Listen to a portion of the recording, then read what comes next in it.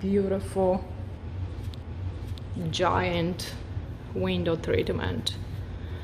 By the way, if you're around South Florida and need some of this custom work done, don't hesitate to contact me. My direct number is 954-292-0073. I can do any custom window treatments, upholstery, custom sewing, interior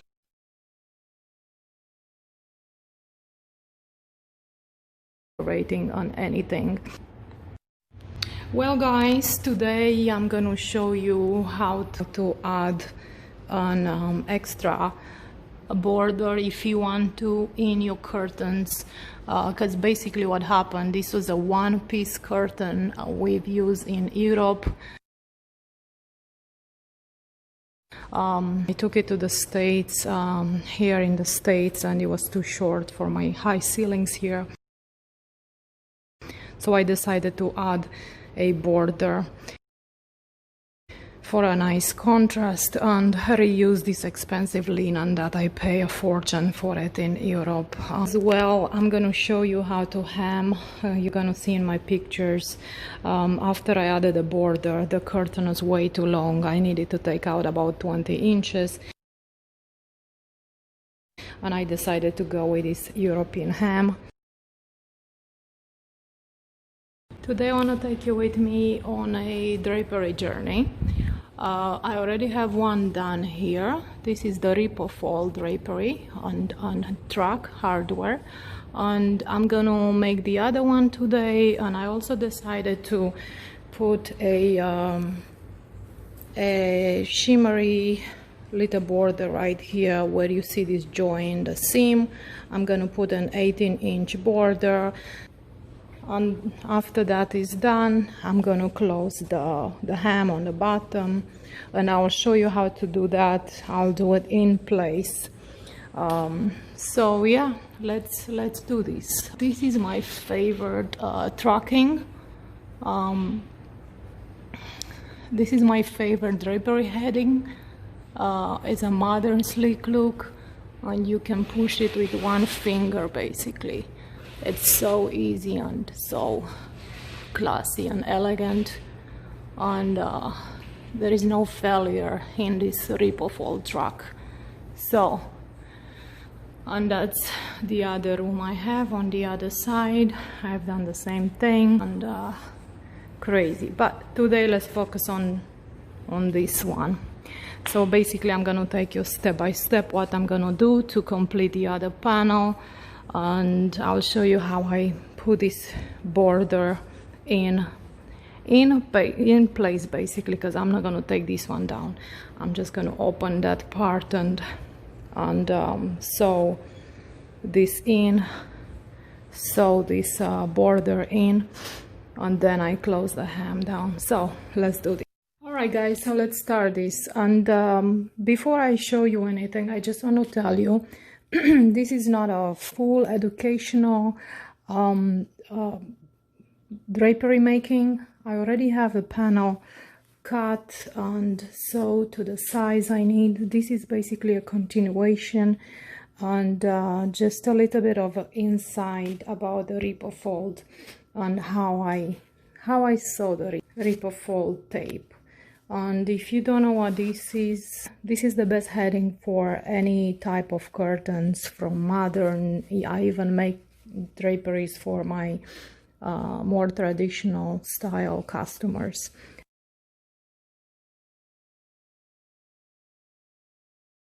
And they love it. You get a perfect wave back and forth. When you pull it back and forth, it never messed it up. It's my favorite. Is my favorite look. But it's not easy to get these trucks. You have to have an account with some distributors, and this is what I'm using. I'm using Rowley company. I'm using them for years. It's a company for drapery supplies, upholstery, and sewing rooms.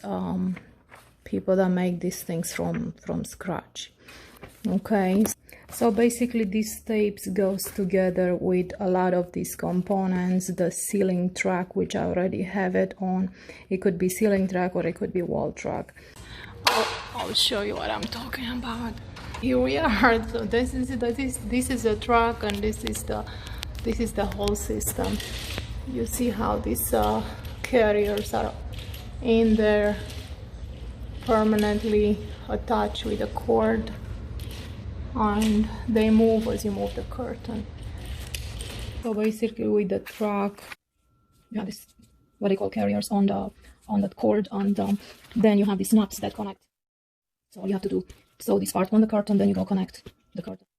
Gonna create that permanent fold, so it's not gonna mess up when you pull the curtain back and forth. Okay, make sure the number of snaps and carriers are matching, okay, because you need to attach every single one to the one that you have on the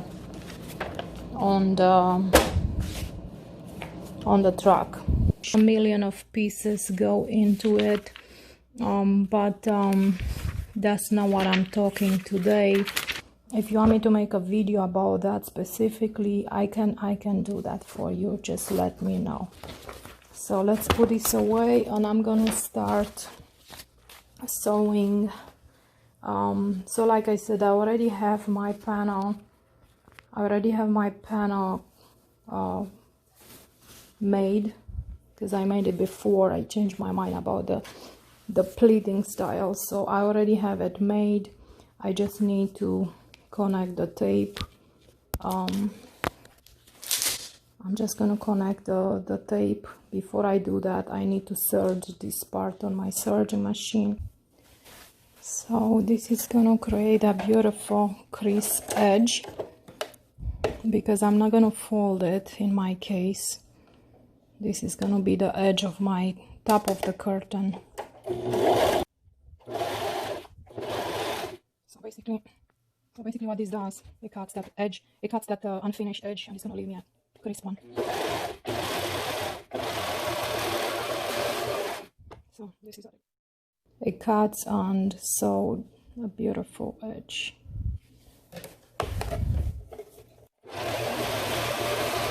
So I'm gonna do that all the way to the end. Okay, the serging part is done. Okay, now we're gonna press it down, iron it before we sew the band.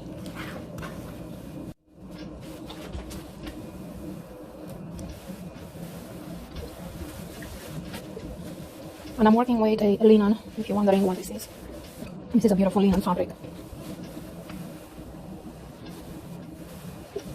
Hangs perfectly for curtains. Linen is a timeless, elegant fabric that, in my opinion, will go with any style, any decor. From traditional to transitional to modern, linen is a priceless fabric. So I encourage you to use it as much as you possibly can. It's a natural fiber. Just be careful, do not wash it, it might shrink. So always check before you wash your curtains and draperies in general. Some of them you can, some of them you cannot. And if you cannot, you have to dry clean them. This is gonna face the wall, and this is the face of the fabric. Okay, I'm sewing the tape on the back of the fabric, and I'm not flipping my fabric. In my case, it's not necessary. Now, if your fabric is sheer, of course you have to double it or even triple it before you put your tape. Okay, with that being said, let's get to work. I'm just putting this in place for a second, and I'm taping them. I'm pinning this right in the center on the orange line. So guys, as I'm doing this, I want to also tell you, if you have no option of getting an account with these vendors that sell these trucks, Re-upholstered trucks and stuff, you can. I learned a little trick and I want to share with you. You can kind of duplicate this look. It's a lot more work, but you can duplicate this look, and you can buy some IKEA trucks, and then with another specific tape you can make this, you can kind of fake this look of a ripper fold.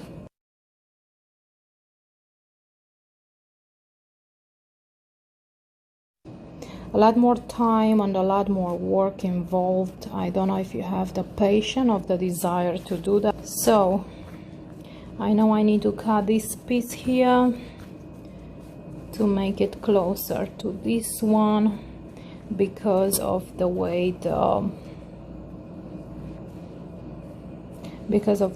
last carrier is. I need to cut that and connect it right there, and I'll show you when I get up on the ceiling with a curtain rod. I'll show you what I'm talking about. And basically, let's go up there and let's measure that piece. I'll show you what I'm talking about. And this is the whole system. You see how these carriers are in there, permanently attached with a cord, and they move as you move the curtain. But what I was saying, with the last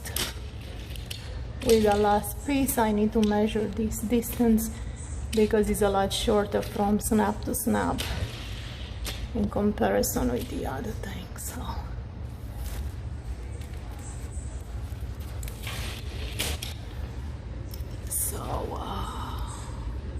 It's exactly 1 inch versus the other ones are about 2 1/4. So let's get down. Okay, so that's why I need to cut this and make it closer to the other side. All right, I'll see you then. Okay, so here we are ready to sew the tape on.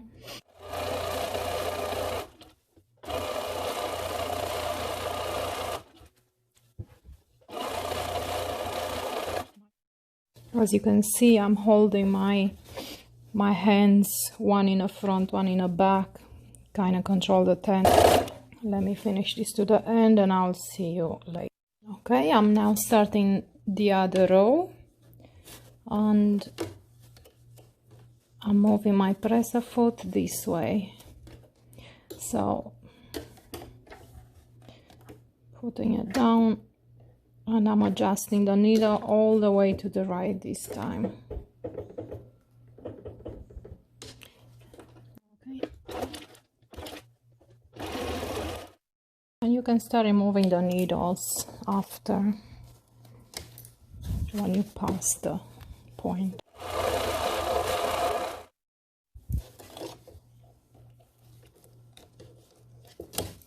And let's see. I don't know if you can see, this is the front, but I do have 2 rows of thread. So, and that's how you sew the tape on. Alright, so the tape is all sewn, and this is what it looks like. Just a straight, neat piece. And this is the front.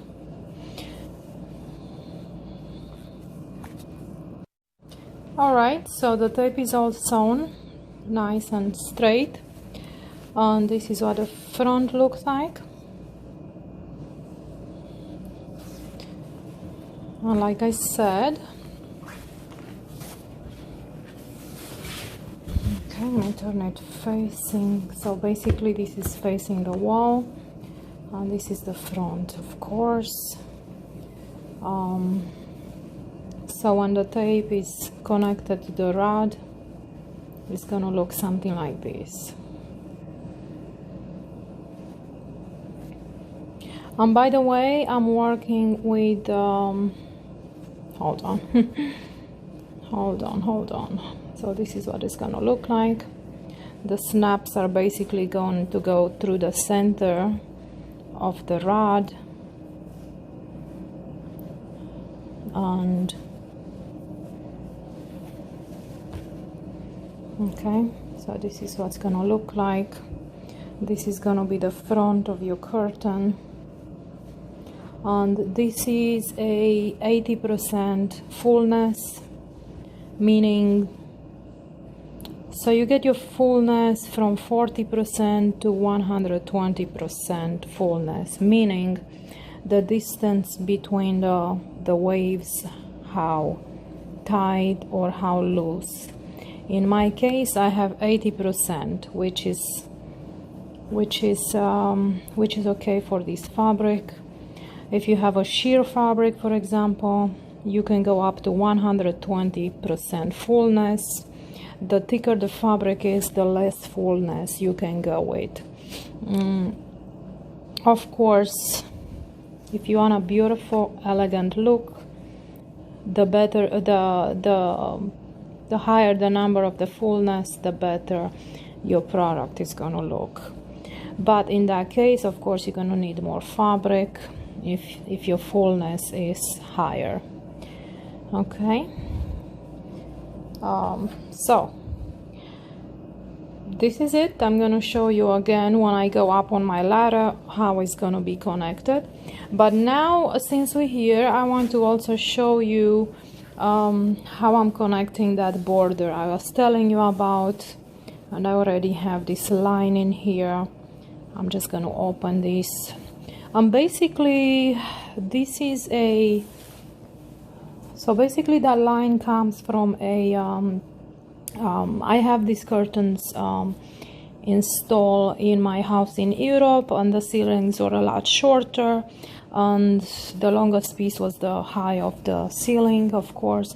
And then I moved back to the States. I tried to add another piece because I had additional fabric, so I added additional length to the drape, but it was looking okay. But I decided to give a little contrast in between.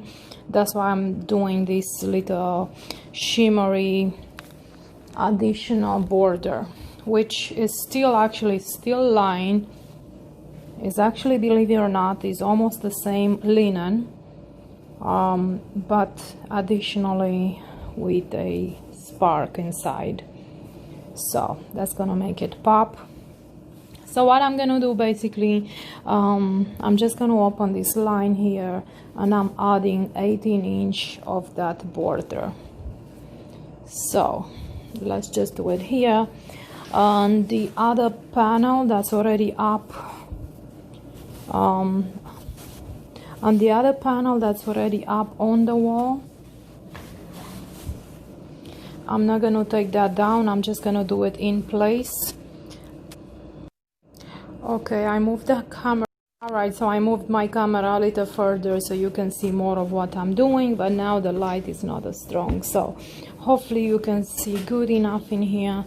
But what I'm gonna do, I'm just gonna disconnect the two panels here, just separate them basically, since I already have a straight line right there. I'm just gonna go ahead and use that perfectly straight line. That's what I'm gonna connect my new border, and then I'm gonna put the bottom piece back again.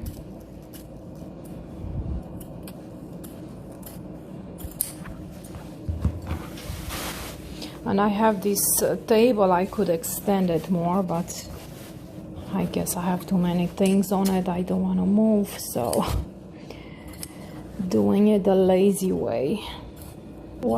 This is where your very sharp scissors comes handy. And yes, these high ceilings are pretty high. A little piece for later, the one I took down from the bottom. And let's focus on the shimmery one. And look like this this guy from the fabric store cut it is so crooked. I don't know if you can see, but oh my goodness. So this is what I like to do when I straighten up my fabrics. Basically, of course, I'm finding the shortest edge, and this is what I'm doing. So basically I'm laying this on a flat surface, and I want to make sure that's my shortest part, and I'm just pulling a yarn. I'm just pulling the thread. I'm rolling it slowly around my hand and just pulling that straight thread, and that's how I know where my straight line is. That's how I find my straight line. Now some fabric you can, some fabric you cannot do that, so good luck with that. If you need to pull another one, you can pull another string, just to show you a better line.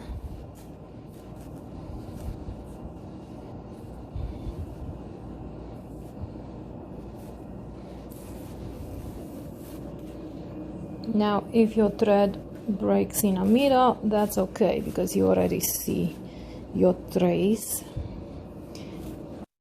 All right, so you try to do this very slowly without breaking that thread, but if the thread broke, no problem. But look at the difference, guys. Look how much I have to cut out, because it's so uneven. Lucky they gave me a few inches extra, because I'll be very upset, because I ordered just 2 yards. It's a double width, 110 inches, so I need to split that in 18 inches strip for the 2 panels, and that will make about 2 yards. But I just want to show you, you see the line right there, and that's what I'm cutting basically. And you see the line. So it started from nothing, and I have to take out what, 5 inches. Jeez, that's what I do at some wholesale fabrics.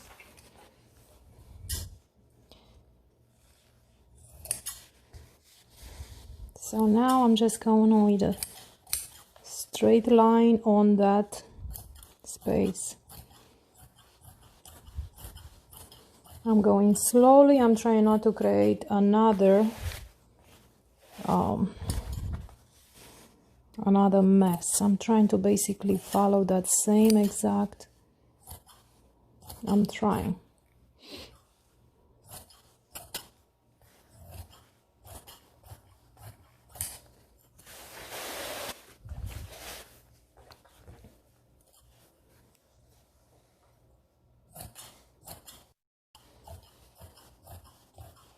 And that's how you do a straight line, my friends.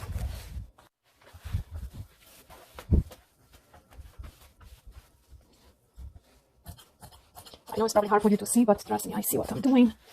I'm just going over the line I just pulled out. All right, so there you go. That's the crooked cut that they have from the store. So always try to follow that. Always try to do that when you get a fabric from the store. So because I'm looking for the 18-inch border, I'm going to give about another ½ inch on the seam allowances. So that will make it 19. Having a pencil. And I'm marking about 6 inches or so.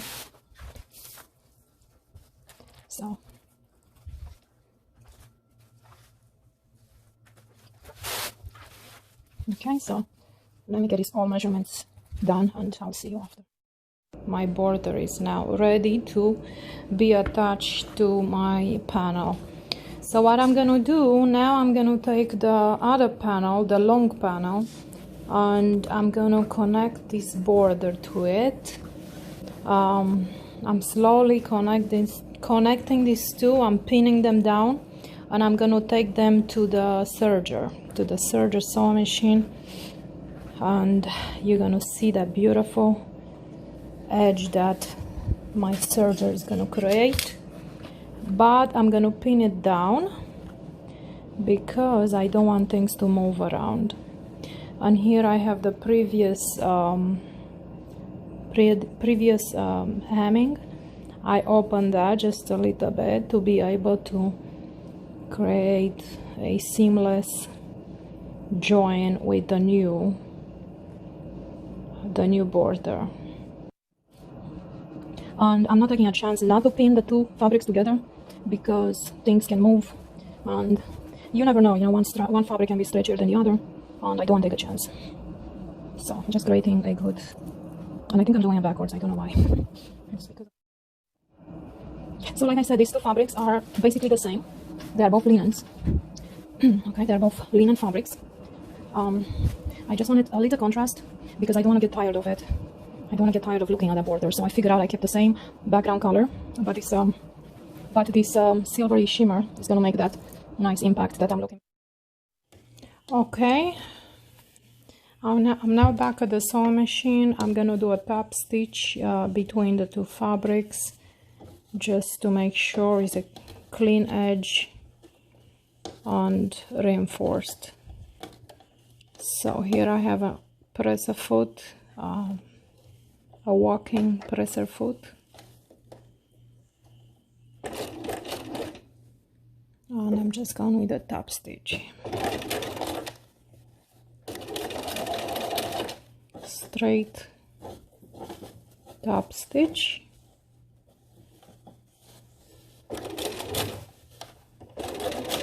Make sure keep the seams together.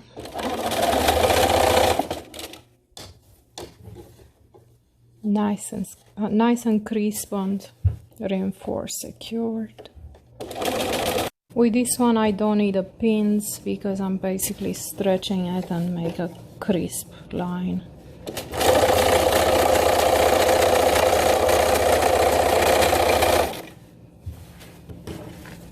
Let's see what we got. See? Very nice. And in this case you can even use a double needle. By the way, here's one reason we're doing these reinforced stitches, because occasionally some of the fabrics, some of the edges could open and this top stitch will make everything stay in place. It's just an additional reinforced stitch, so why not? So let me take this all the way to the end and I'll see you after. Okay, the border is completed, all stitched, top stitched and everything. Next step is I need to install these clips on and take it to the night. There she is at night. I just finished putting it up. It's not finished, obviously. I just want to show you what it looks like with the border versus no border. As you can see, next thing I have to do the hemming. Is how I have them all the time. They just pulled back and it's giving me a lot of light in the house, and it's keeping the view open, and I do close them only when I need them. I'm going to end my video here today. Just hit me up with some questions below, don't hesitate.